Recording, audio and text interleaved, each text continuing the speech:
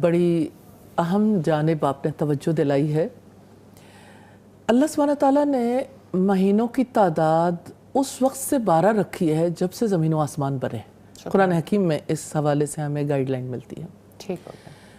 ان میں سے 4 حرمت والے ہیں،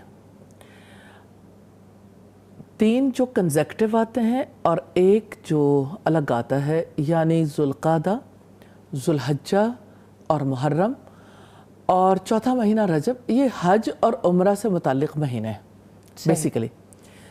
اور آپ جانتے ہیں کہ عربوں کے یہاں یعنی قتل و غارت گری کا جو سلسلہ چلتا تھا کہیں رکتا نہیں تھا، اور سال کے یہ 4 مہینے ایسے تھے جس میں ساری لڑائیاں بند ہو جاتی تھیں۔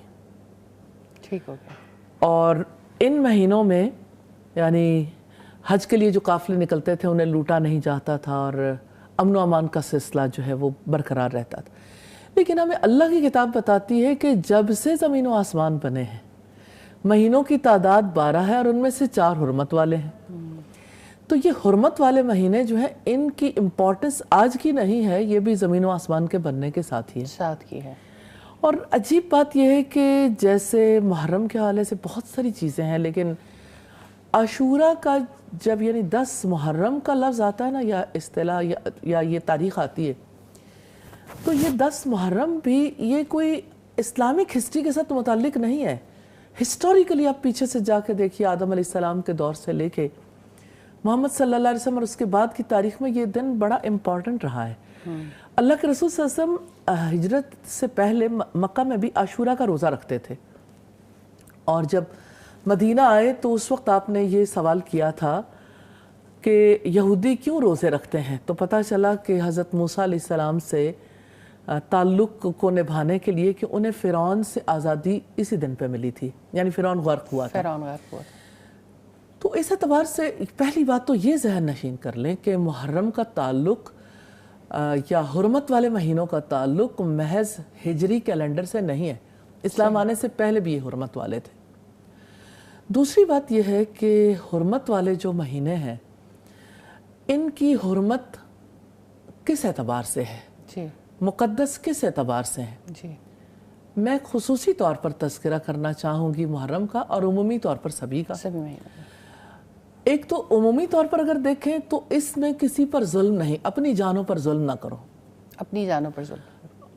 اور یعنی محرم کا مہینہ ہے تو اس میں ظلم نہیں ہونا چاہیے۔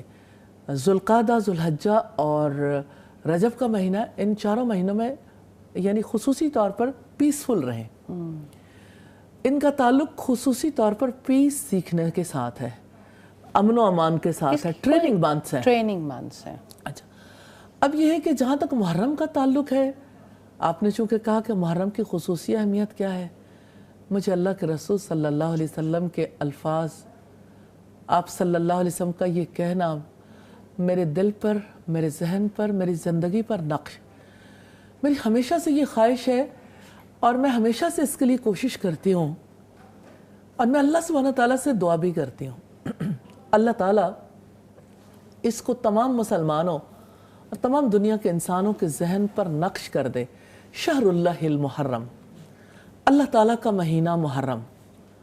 ریلی میں آپ کو بتا نہیں سکتی، میں اپنی فیلنگز بتاتی ہوں کہ میں جب کبھی محرم آتا ہے تو میرا دل دہشت زدہ بہت زیادہ ہو جاتا ہے کہ اللہ کا مہینہ اور اللہ سبحانہ تعالیٰ کی کوئی یاد نہیں، اللہ تعالیٰ سے کوئی کنیکٹیوٹی کا تعلق نہیں۔ اللہ سبحانہ تعالیٰ کے ساتھ کنیکٹیوٹی سکھانے کے لیے اسکولز، کالجز، یونیورسٹیز، ادارے، گھر اور سوشل ہمارے جو میڈیمز ہیں اور سوشل پلیسز ہیں، کہیں اس کا تذکرہ نہیں ہوتا کہ یہ اللہ تعالیٰ کا مہینہ محرم ہے۔ اللہ سبحانہ تعالیٰ کے ساتھ کیا یہ بہت بڑا ظلم نہیں ہے؟ اپنے ساتھ ظلم نہیں ہے؟ ہم نے تاریخی کو بدل ڈالا، ہم نے حقیقتی کو بدل ڈالا۔ شہر اللہ المحرم، اس مہینے کی سب سے بڑی بات یہی ہے کہ یہ اللہ تعالیٰ کا مہینہ ہے۔ اور اس مہینے کی دوسری بڑی بات ہے، اگر آپ اس کی اہمیت پوچھیں گے، ہجری کیلنڈر کا آغاز ہوا پہلا مہینہ محرم ہے، ہجرت کا آغاز ہوا، ہجرتیں محرم میں زیادہ ہوئیں. میں جب ہجری کیلنڈر کو دیکھتی ہوں اور اس کے آغاز کو دیکھتی ہوں، اللہ سبحانہ تعالیٰ کی حکمت پر مطلب اس قدر دل بچھ جاتا ہے. اور میں شکر ادا کرتی ہوں کہ اللہ سبحانہ تعالیٰ شہادہ کا موقع دیتے ہیں. سال کے آغاز ہی میں ایک تو یہ کہ اللہ تعالیٰ کا مہینہ ہے، اور دوسری بات یہ کہ اللہ کے نبی محمد صلی اللہ علیہ وسلم نے اس مہینے میں ہجرت کی. تو ہجرت تو ظلم سے امن کی طرف جانے کا سفر ہے، اندھیرے سے روشنی تک کا سفر ہے، نئی امیدیں، نئے ہوپس کا سفر ہے، اور اللہ کے حکم کے تحت اپنے رشتے، اپنا وطن، اپنا سب کچھ چھوڑ کے اللہ تعالیٰ کے لیے نکلنے کا سفر ہے.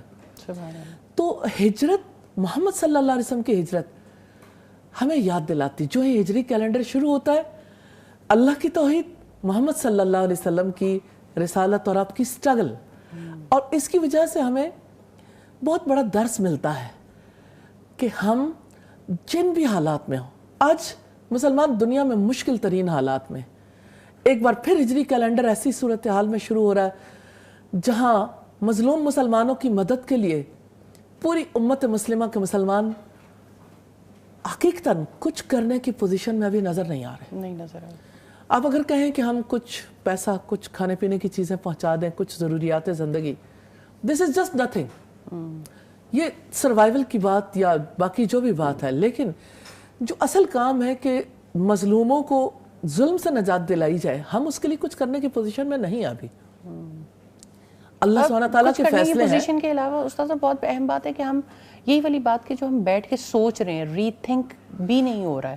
یعنی ان چیزوں کے اوپر جس اینگل سے آپ کہہ رہی ہیں کہ اللہ تعالیٰ کا مہینہ اور کتنا حرمت والا مہینہ ہے اور ہجرت کا آغاز ہوا، یعنی یہ وہ اینگلز ہیں جس پہ شاید ہم عام گھروں میں، سکولز میں، کالجز میں، اپنے نیٹ ورکس میں بیٹھ کے ہمیں رمضان آتا ہے اس کی امپورٹنس کا تھوڑا اندازہ ہے. میرا دل چاہتا ہے کہ جیسے ہجرت ہے نا، تو ہر طرف ہجرت کے سفر کے حوالے سے یعنی سیمینارز ہوں، یہاں پر بڑے بڑے جو ہے وہ فیسٹیولز ہوں ہجرت کے حوالے سے، اور ان فیسٹیولز میں وہ ساری چیزیں ہوں بچوں کے لیے، بڑوں کے لیے.